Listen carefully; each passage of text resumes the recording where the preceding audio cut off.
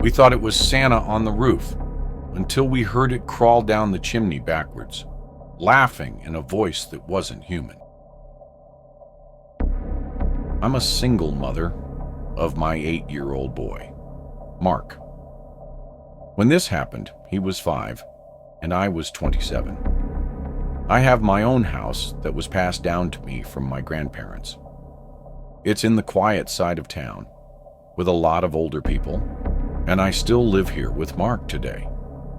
It was Christmas time, and I was out with Mark shopping. I was doing my Christmas shopping for my family.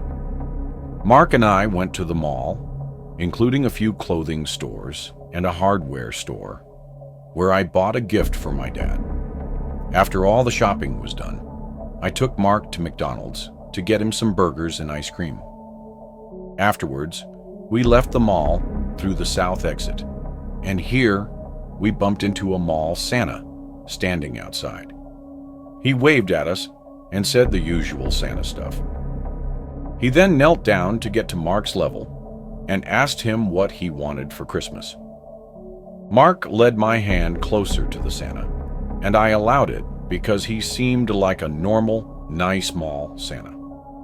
Mark said he wanted a Nintendo Switch, which, ironically, was what I was planning on buying him for Christmas.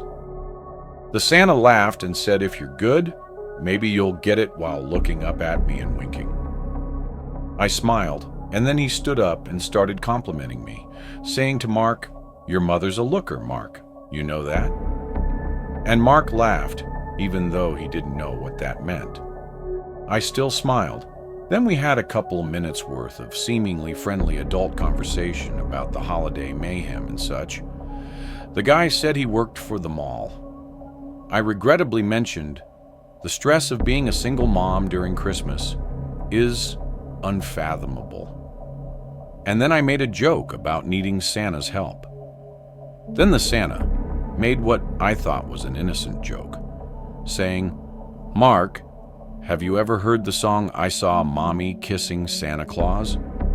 And Mark shook his head. "Yes." Then he leaned in towards me with his cheek, implying he wanted me to kiss his cheek. I was going to give him an innocent little peck on the fake beard, but as I leaned in, he turned his head and tried doing that old trick where he kisses you on the lips instead. I moved my face away in time. The way he did it was so creepy and aggressive too. He looked at me and started doing the Santa kind of laugh, but there was nothing jolly about it. I said, "Come on, Mark," and we started walking away. He yelled "Merry Christmas," and that was the last thing I heard him say. As we drove away, past the back exit of the mall, I noticed he wasn't there in front of the entrance anymore. I wish I took that into consideration as to what may have happened next. We got home, and after bringing everything inside, I locked the door, and Mark and I started to watch a Christmas movie. Our wholesome time together was then interrupted. My doorbell rang. I wasn't expecting anyone, and it was late for any kind of door-to-door people. I told Mark to keep watching as I went to go answer the door. I said, "Who is it?" through the door, and a man's voice on the other side said, "It's Santa." My heart dropped. I said, "If you're the mall Santa, please go away, or I'm calling the cops," he replied. "You dropped something out of your bag, miss." "I'm just looking to return it," I replied. "What did I drop?" he replied. "I don't know, miss. I'm not looking to be nosy, but if you open the door, I can hand it to you." I repeated myself that I wanted him to leave now. I then decided to call the mall management office of the mall to report this, but the man on the phone said they don't officially hire any mall Santas at this mall, and that whoever's dressing as Santa is doing it on their own accord. With that bit of information, I felt incredibly unsafe. I went back to be with Mark, but my mind was elsewhere. Now I felt this sickly, worried feeling in my gut. I made an excuse to get up again after a few minutes. I went to the kitchen, out of earshot of the TV. I raised the blinds to the kitchen window. I couldn't see anything out there, being that the kitchen light was on and it was pitch black outside. But I heard a man yelling, "Ho, ho, ho." He was probably out there watching me at that very moment, looking out the window. I had no choice but to call the police and report that I was followed by a man dressed as Santa. I told Mark to keep watching the movie, and I spoke to the police outside. They took a report and were on their way. The police having come made me feel just a little better. A few nights later, though, my doorbell rang again around the same time, if not a little later. Mark was already asleep tonight. I was in the living room watching a show. I turned off the TV and went upstairs to my room, which is connected to Mark's room. The doorbell didn't ring again, but I never went back downstairs that night. It wasn't until the next day when I was leaving the house that I found the note taped to my front door. It was typed out and printed. This is a picture of the note, and it said, "I'll just be blunt. I'm sure you can guess who this is. I didn't mean to scare you the other night. I just had a long shift. And when a pretty lady talks to you after pretending to be Santa for 6 hours, hormones kind of go crazy. You and your son are the cutest things ever, and I'd love to one day be a part of your family. You can't pretend you didn't feel the connection when we spoke the other night. I already know where you live. Now I just need your number. Feel free to shoot me a text whenever, and maybe we can plan something one day. Sorry, I know this may seem creepy or a bit much, but I'm the kind of guy where if I see something I like, I go after it. Anyway, happy holidays, if we don't speak soon. Here's my number, Best Ted. I wanted to crumple this up, but I took a picture of it, called the police again, and gave this to them. Since it had his number on it, the police could work with that.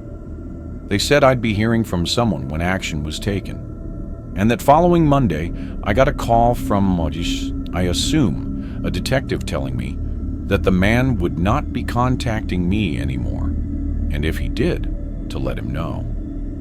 I never heard from that creep again. I assumed the police threatened to arrest him if there was any further contact. But first, did you know that 98% of people who watch my videos aren't subscribed? That means you. And yes, I am speaking specifically to you. Probably aren't. So now would be a great time to leave a like on the video and subscribe. Anyhow, this is a short but scarring story, nonetheless, from my early childhood. I grew up in an average middle-class home in the suburbs. My sister and I were huge fans of Christmas as kids. I had to be like 6 years old when this happened because we had just moved to our new house. This is one of my earliest memories in life that I remember vividly, just because of the gravity of it. On Christmas Eve, I would always have trouble sleeping, even as a young kid, just due to anticipation. I would stay up really late playing video games in my room on my old box TV. I'd play until I just fell asleep from exhaustion. This night in question, I was playing a Star Wars game for the PS1, and when I had to go to the bathroom, I turned the volume down low and quietly snuck out of my room because I knew my mom would get mad if she heard me sneaking around on Christmas Eve night. I snuck to the upstairs bathroom, and when I was done, I was quietly going back to my room when I heard the sound of the tree rustling around downstairs. My first instinct was to think Santa. I started tiptoeing down the stairs until I got to the bottom. the sound of the rustling pine needles was louder. Now I peeked around the bottom wall of the stairway into the living room. There were no lights on except for someone holding a flashlight.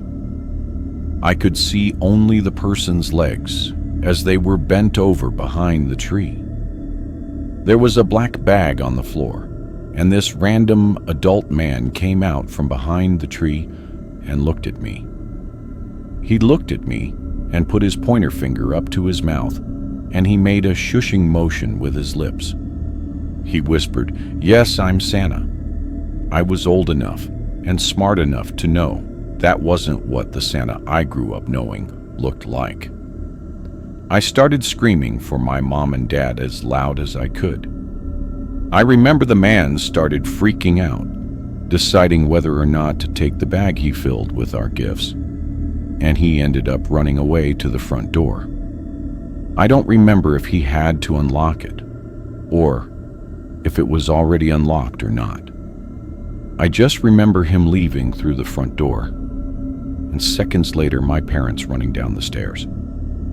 I'm sure I screamed.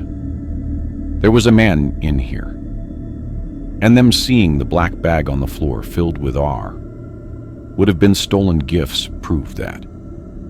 Here's where my memory started getting fuzzy, so I had to ask my parents what happened next. But my dad told me he went outside in his slippers and ran all over the place, ready to kill someone. Half the ornaments on the tree were taken off and in the bag. What kind of sick, evil person steals people's sentimental Christmas ornaments? According to my dad, the method in which the man broke in was the back door, which it appeared he yanked open with a crowbar due to the chipped wood. A house a few blocks away had also fallen victim to this, and it was on the news. It was most definitely the same guy. I don't remember much from when I was 6, but this is a memory that most of it still sticks in my brain like it was only a few years ago. It was December 2020. My fiance and I bought a house together a few years ago. It's a cute house in a decent neighborhood, a nice area to raise a family. That's why what happened 2 years ago was all the more shocking and disgusting. We know all of our neighbors, both our next door neighbors and the 3 closest neighbors across the street. Everyone is friendly enough, but you truly never know the skeletons hidden in someone's closet. Our neighbor Paul, to the right, always seemed nice the few times we'd speak, but he never really spoke too much.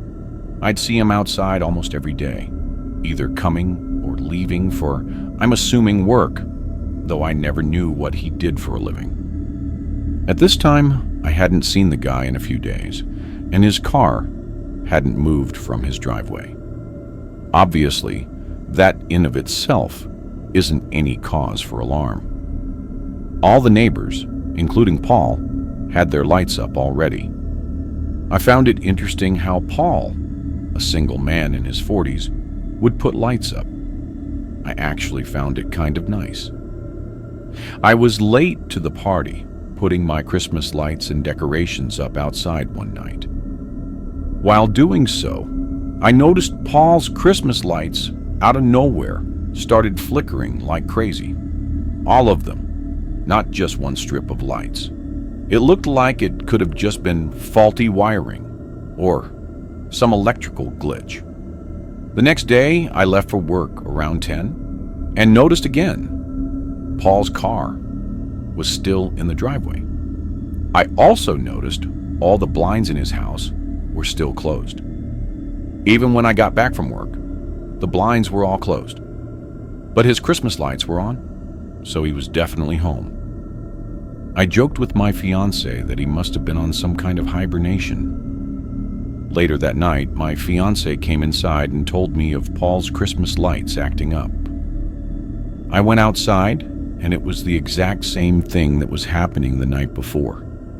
The flickering wasn't happening in a way that would appear that he programmed it that way. It was happening in a very spastic, glitchy sort of way. So, I figured I'd be nice and go let him know, and also see if he's okay since I hadn't seen him. I knocked on the door, and when there was no answer, I rang. All the blinds were closed, and I couldn't tell if the lights were on or not. When there was no answer, I rang one more time. Finally, the door opened, and Paul greeted me. I let him know about his flickering lights, which I just noticed weren't flickering anymore. I promised him I wasn't making it up. He said he wasn't aware of that, and thanked me. I asked if he was all right, as I hadn't seen him in a while. He said he was just feeling under the weather. He was acting a bit off. Then I heard something from inside the house. At first, I thought I was imagining it, but it sounded like a child screaming for help. Paul didn't have any kids. I was about to ask him, "Did you hear that?" But on the spot, I decided not to. I said goodbye and walked back to my house. Then I told my fiancée to call the police right now. I think Paul has a child in his house. Her reaction was literally, "What did you say?" I said, "I think Paul kidnapped a child." So I called the police and said I think I heard a child screaming inside my neighbor's house. My neighbor, who doesn't have kids and hasn't been leaving his house the past week or two. I asked to keep who made the call anonymous, though I knew Paul wouldn't be so stupid as to not know it was me who made the call. Sure enough, the police arrived and entered his house on exigency. And when I heard what they found, I was appalled. There was a young boy locked in the basement. He had been locked down there for 4 days. The boy had been kidnapped from a completely different town. As far as the flickering lights, the boy was a genius and somehow found a way from the basement to flicker the Christmas lights as an attempt to call for help and get someone's attention outside, probably whenever he saw someone through one of the blocked-off basement windows. I reckon he saw his chance to call for help when someone was at the front door. Clearly a very smart kid with great survival instincts. I'm glad he was reunited with his family. I don't want to know what was done to him, but I hope he lives a normal life and has put this behind him. Knowing how serious of a crime child kidnapping is, Paul won't be getting out of prison anytime soon. I was home alone one weekend, so my girlfriend Jenny came over to spend the weekend with me. It was the middle of December, and Christmas festivities were in full swing.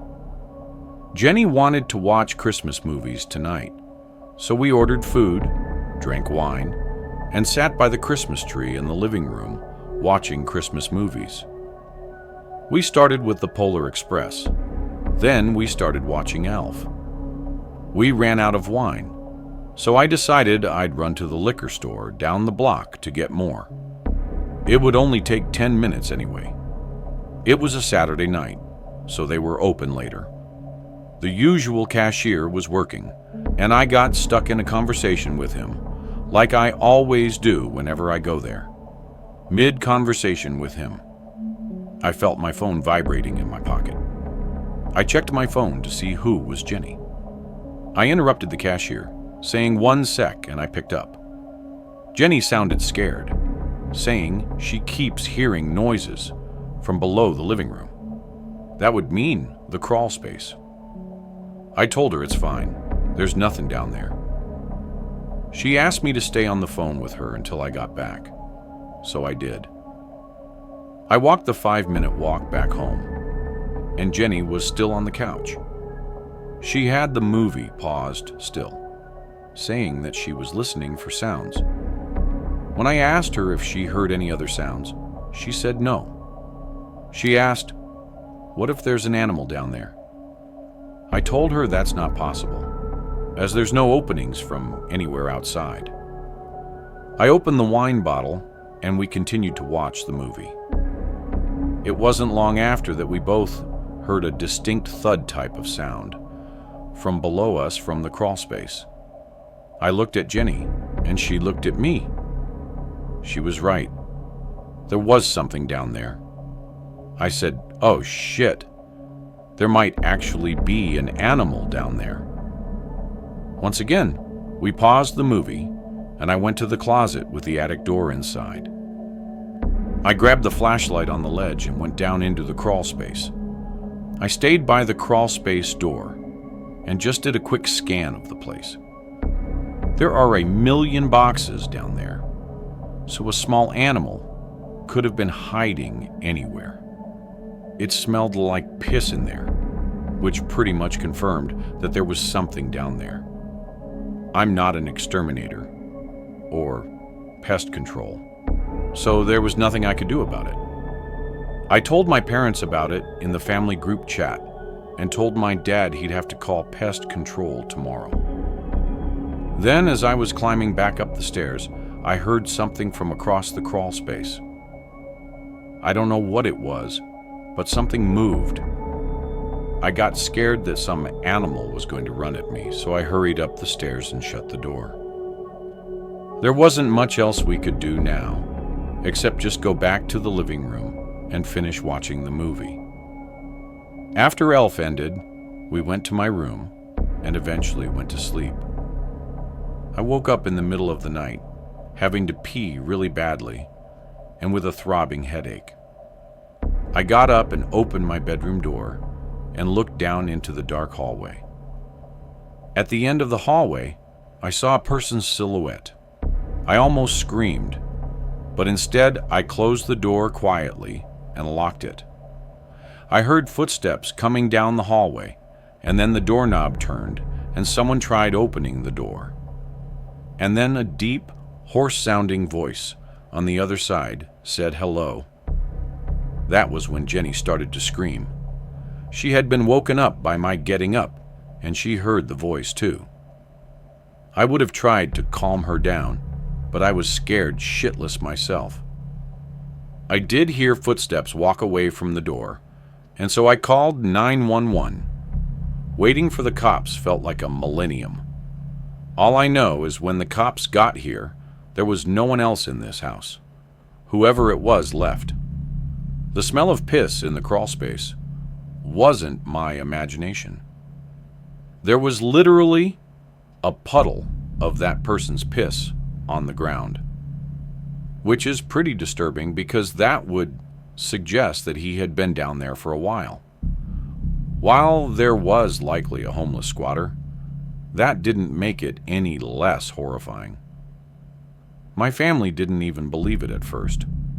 I've never forgotten to lock the door ever again. If you enjoyed this video, don't forget to hit the like button and subscribe to the channel for more amazing video.